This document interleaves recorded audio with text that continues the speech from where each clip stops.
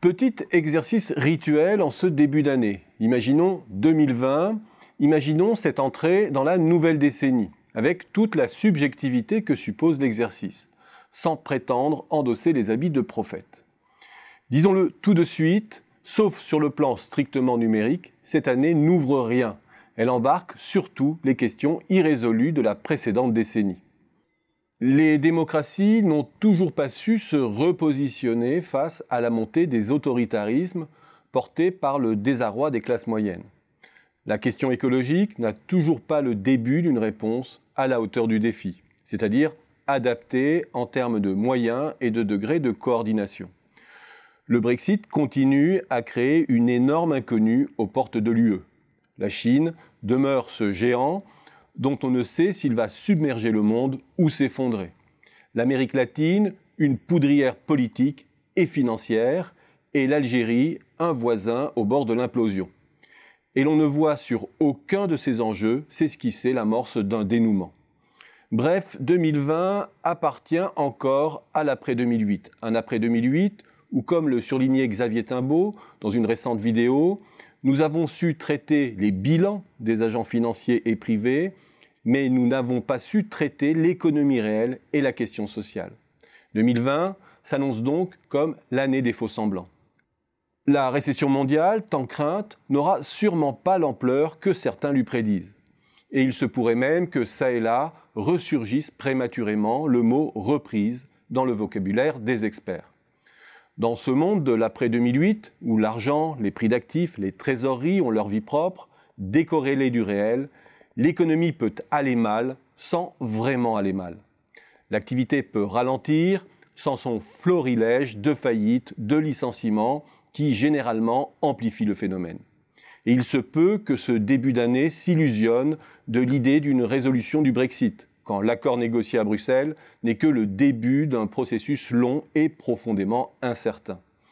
Qu'il s'illusionne aussi de l'apaisement du bras de fer commercial sino-américain, le considérant à tort comme une Pax Romana, et que la bourse, portée par des taux durablement au plancher et le rachat d'actions, accrédite l'idée d'une levée des points de blocage à la croissance et que tout cela soit momentanément auto-réalisateur.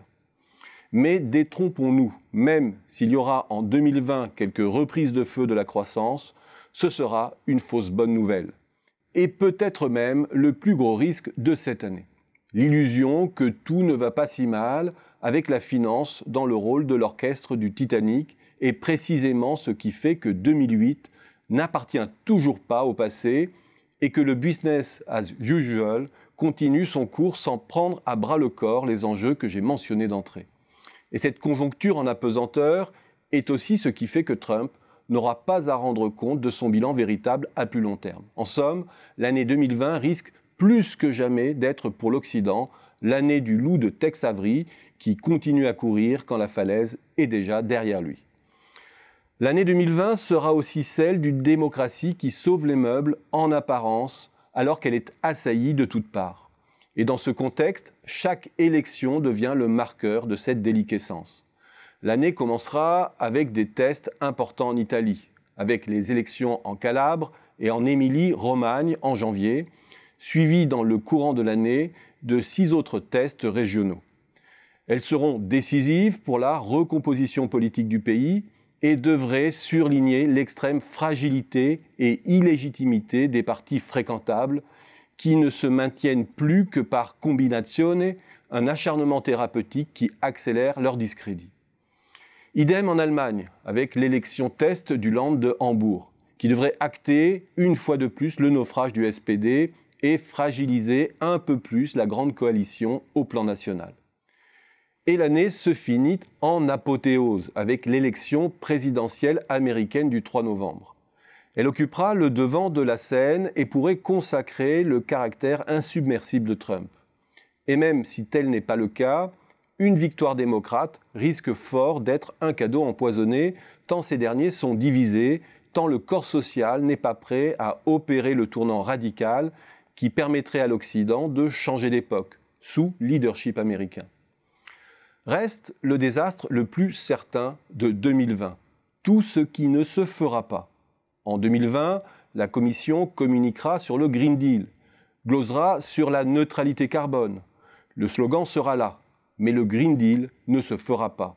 Faire le Green Deal, c'est accepter un budget européen, une dette européenne, mobiliser des montants massifs dans des délais courts, bâtir des filières sur le territoire européen. C'est révolutionner le cadre financier européen. En 2020, on parlera dérive financière, mais on ne s'attaquera pas à l'hyperconcentration des fonds. On parlera taxation des GAFAM, sous l'égide de l'OCDE, mais les États-Unis la torpilleront. Bref, imaginer 2020 aujourd'hui, c'est imaginer une année en trompe-l'œil, une année qui appartient déjà au passé, une année pour rien.